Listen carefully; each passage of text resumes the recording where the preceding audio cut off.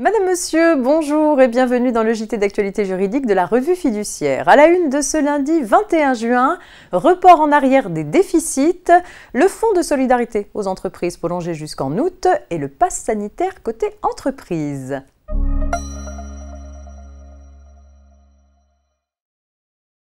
Afin d'accompagner les entreprises dans la perspective de la sortie de la crise sanitaire, le projet de loi de finances rectificative pour 2021 propose d'aménager les dispositions relatives au report en arrière des déficits applicables aux sociétés soumises à l'impôt sur les sociétés. Ainsi, celles-ci seraient autorisées, sur option, à imputer le déficit constaté au titre de l'exercice clos entre le 30 juin 2020 et le 30 juin 2021 sur les bénéfices des 3 exercices précédents sans limitation de montant. Par dérogation aux règles applicables habituellement, l'option pour le report en arrière pourrait être exercée jusqu'au 30 septembre 2021.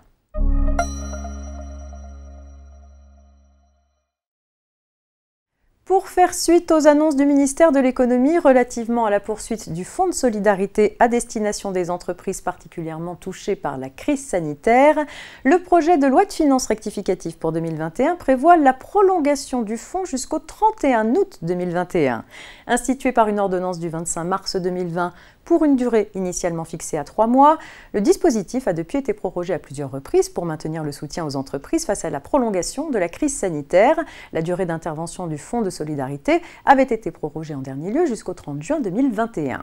À noter que le projet de loi prévoit également la possibilité de prolonger la durée du fonds de solidarité au-delà du 31 août 2021 par simple décret pour 4 mois supplémentaires au plus, soit jusqu'au 31 décembre 2021.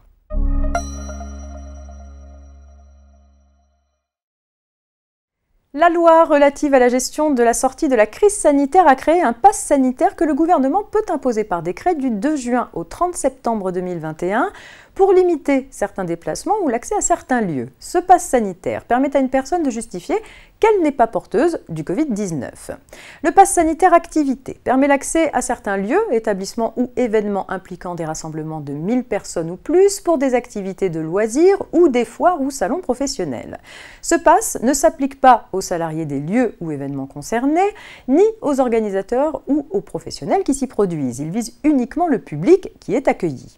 Le pass sanitaire frontière concerne le déplacement des personnes à destination ou en provenance de l'étranger, de la Corse ou d'une collectivité d'outre-mer. Les entreprises vont donc se trouver confrontées à la nécessité de ce pass pour leurs salariés amenés à se déplacer de ces zones ou qui en reviennent. À noter que le gouvernement consacre une page internet au déplacement entre la France et l'étranger qui sera sans doute régulièrement actualisée. C'est la fin de ce JT. Excellent début de semaine à toutes et à tous et rendez-vous demain.